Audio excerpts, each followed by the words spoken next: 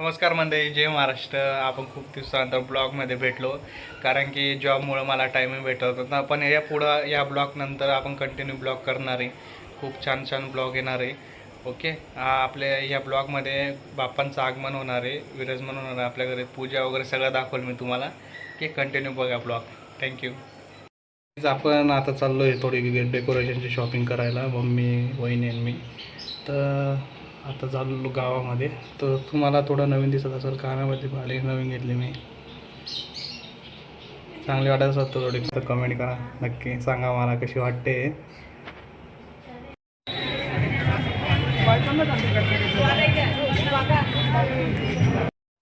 तर अशा प्रकारे गावामध्ये डेकोरेशन असतात यावर्षी.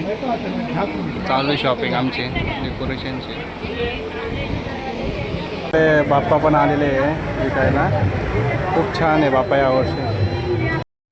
तर आपण फायनली डेकोरेशन घेतलेलं आहे, बघू शकता तुम्ही. तर घरी जाऊ, परत डेकोरेशन करू.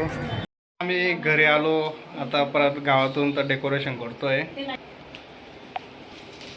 मम्मी वहिनी वगैरे डेकोरेशन करताय. कंटिन्यू ब्लॉग बघा म्हणजे तुम्हाला समजेल. मम्मी काय चालू आहे? गणपती बाप्पाचं डेकोरेशन चालू आहे. गणपती बाप्पा असले म्हणजे आम्हाला ना खूप खूप खूप आनंद होतो. असं वाटतं ना की आमच्याकडं ना देवच उतरले. गणपती बाप्पा घरचा इथून घेतलेला आहे, दीपक आर्ट्स म्हणून नाकाने गाव आहे धुळ्याजवळ. तर आपले गणपती बाप्पा कारमध्ये बसले. जानू इकडे बघ, जानू पण आली सोबत आमच्या. कारमध्ये झाले. The next day, the next day, the next day.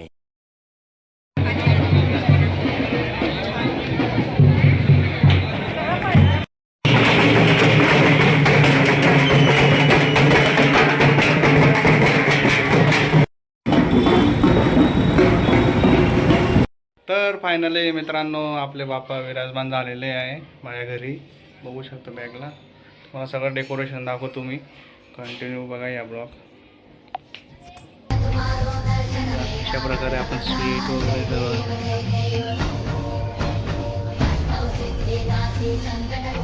आपले बाप्पा.